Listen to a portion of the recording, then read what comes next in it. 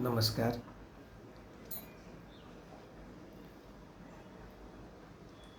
Standards र सस्टेनेबिलिटीका विषयमा गएको दुईवटा भिडियोमा हामीले चर्चा गरेपछि आजको यस तेस्रो भिडियोमा मलाई सस्टेनेबिलिटी स्ट्यान्डर्ड्सका विषयमा केही कुरा गर्न मन लाग्यो। भोलन्टरी सस्टेनेबिलिटी स्ट्यान्डर्ड्स, यस नामले गएका केही समयमा संसारभरि नै एक विशेष समूहका स्ट्यान्डर्डहरूले निकै चर्चा पाउन थालेका छन्। VSS पनि भनिन्छ यसलाई छोटकरीमा। तीनवटा शब्द छ यसमा, भोलन्टरी सस्टेनेबिलिटी स्ट्यान्डर्ड्स। तीनवटा शब्दले नै आफ्नो अर्थ बोकेका छन्। तीनटा मिलेर नै यो समूहको व्याख्या गर्न सकिन्छ। समूह त स्ट्यान्डर्ड्स नै हो, तर यसमा दुईटा विशेषण शब्द छन्, भोलन्टरी र सस्टेनेबिलिटी। अब स्ट्यान्डर्ड्सको कुरा गर्दा त हामीले पहिला पनि कुरा गरेका थियौँ। जुन एउटा पारम्परिक बुझाइ छ यो स्ट्यान्डर्ड्सलाई लिएर, वस्तु सेवा प्रक्रियाका लागि safety, performance, quality, labelling, packaging, शब्दावली, परीक्षण विधिहरू जस्ता क्षेत्रहरूलाई समेट्ने गरी जुन एउटा आवश्यकता स्पेसिफिकेसन तयार गरिन्छ त्यसलाई हामीले स्ट्यान्डर्ड भन्ने गर्छौँ। यो एउटा पारम्परिक भनौँ अथवा हामी सबैले बुझ्ने गरेको परिभाषा या बुझाइ यही नै हो। तर सस्टेनेबिलिटी स्ट्यान्डर्ड्सको कुरा गर्दाखेरि यसभन्दा अलि भिन्न के रूपमा छ यस विषयमा पनि हामीले अन्त्यमा केही कुरा गरौँला। दोस्रो शब्द सस्टेनेबिलिटीका बारेमा हामीले पनि पहिला पनि चर्चा गरेका थियौँ। आजको चर्चाको लागि हामीले सस्टेनेबिलिटीका people aspect, prosperity aspect, planet aspect र पिस एस्पेक्टमा बसेर कुरा गरौँ। तेस्रो शब्द भोलन्टरी। हुन त हामीले जुन governance, regulation, trade, business, public policy objectives भनौँ अथवा कन्ज्युमर एफेयर्सका विषयहरूलाई भनौँ, यी क्षेत्रहरूलाई समेट्ने गरी जुन एउटा क्वालिटी इन्फ्रास्ट्रक्चर सिस्टम अथवा क्वालिटी इन्फ्रास्ट्रक्चर सेटअपको कल्पना गर्छौँ, त्यसको बुझाइमा स्ट्यान्डर्ड्स भनेको स्वैच्छिक अथवा भोलन्टरी नै हामीले बुझेका छौँ। स्ट्यान्डर्ड्सलाई पालना अनिवार्य नहुने खालका एक टुलको रूपमा यस सेटअपमा हामीले बुझ्ने गरेका छौँ। तर अब स्ट्यान्डर्ड्स आफैमा भोलन्टरी भए पनि हाम्रो यो बुझाइ जनमानस लेभलमा व्यापक भइसकेको पनि छैन। यस पक्षलाई नै एड्रेस गर्नको लागि यो समूहलाई एउटा भोलन्टरी शब्द, भोलन्टरी एस्पेक्टमा विशेष जोड दिनको लागि भोलन्टरी शब्द अगाडि लगाइएको छ, एक विशेषण लगाइएको छ। र अर्को एक कारण, यो VSS अन्तर्गतका बढी जसो स्ट्यान्डर्ड्सहरू प्राइभेट सेक्टरका स्ट्यान्डर्ड भएका हुनाले पनि र प्राइभेट सेक्टर स्ट्यान्डर्ड्सको त्यसै पनि प्रकृति र स्वभाव चाहिँ भोलन्टरी नेचरको भएको हुनाले यसमा भोलन्टरी जोडेर अलि जोड दिन खोजिएको हामीले मान्न सक्छौँ।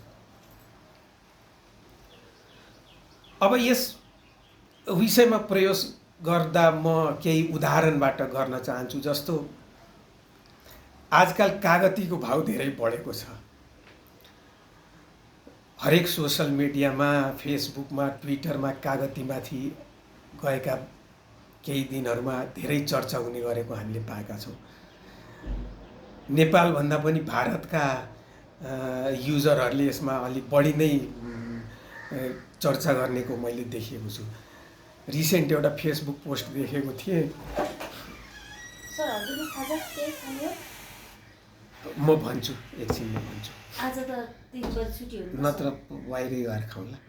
बाहिर गएर खाने? हुन्छ सरलाई पर्दैन, बाहिर गएर खाने। हुन्छ ल।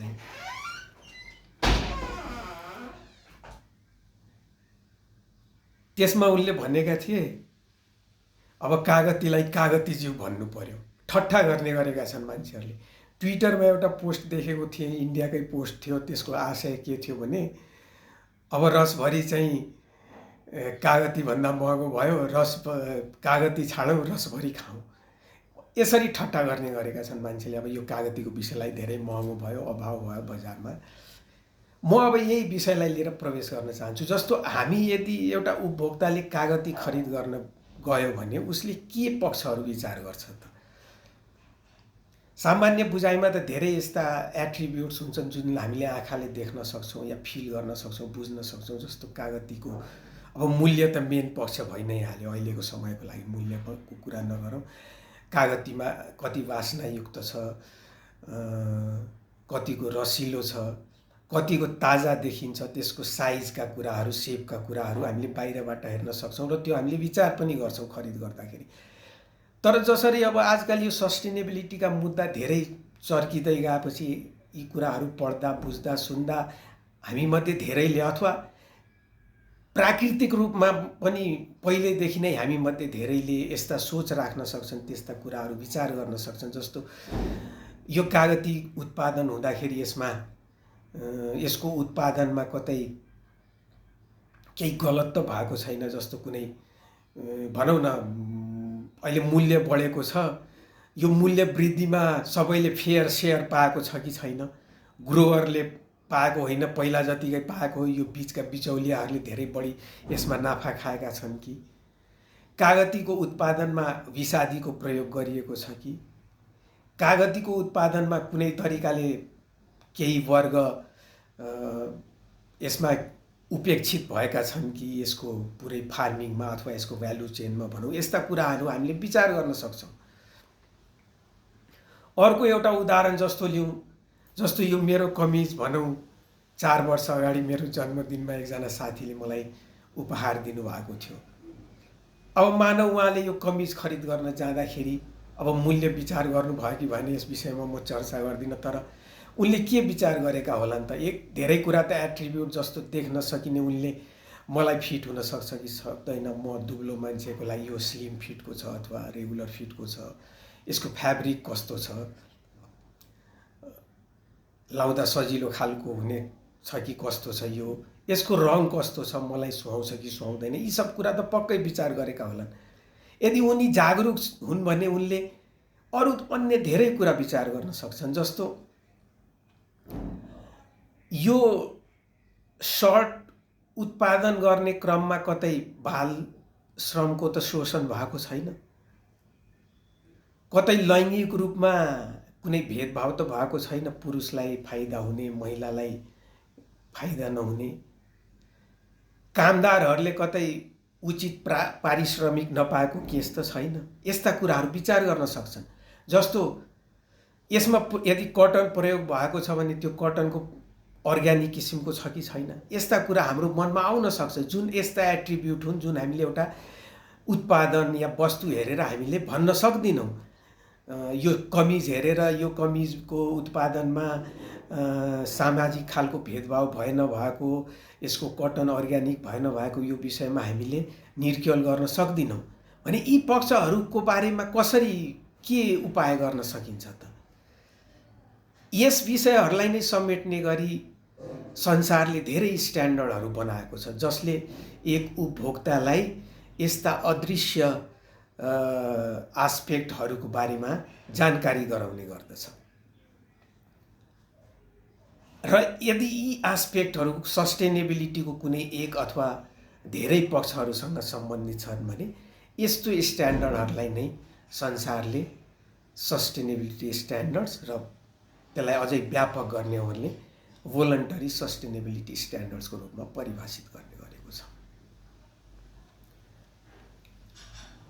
अब उदाहरणको लागि तपाईहरूले केही वस्तु खरिद गर्दा, खास गरी यो हाम्रो क्षेत्रमा त आइसकेको छैन, तर यदि हामी बाहिर युरोपतिर जाने हो भने अथवा पश्चिमी मुलुकहरूमा जाने हो भने फेयर ट्रेड भन्ने एउटा लोगो धेरै उत्पादनमा लगाइएको पाइन्छ।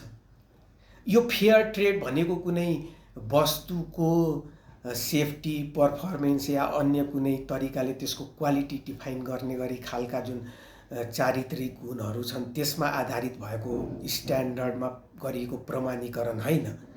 यो विशुद्ध रूपमा सस्टेनेबिलिटीसँग जोडिएको त्यो वस्तु उत्पादन गर्दाखेरि सामाजिक भेदभाव भए नभएको यी वातावरणका पक्षहरूको विचार गरिए नगरिएको विषयमा तयार गरिएको स्ट्यान्डर्डको आधारमा प्रयोग गरिएको लोगो हो।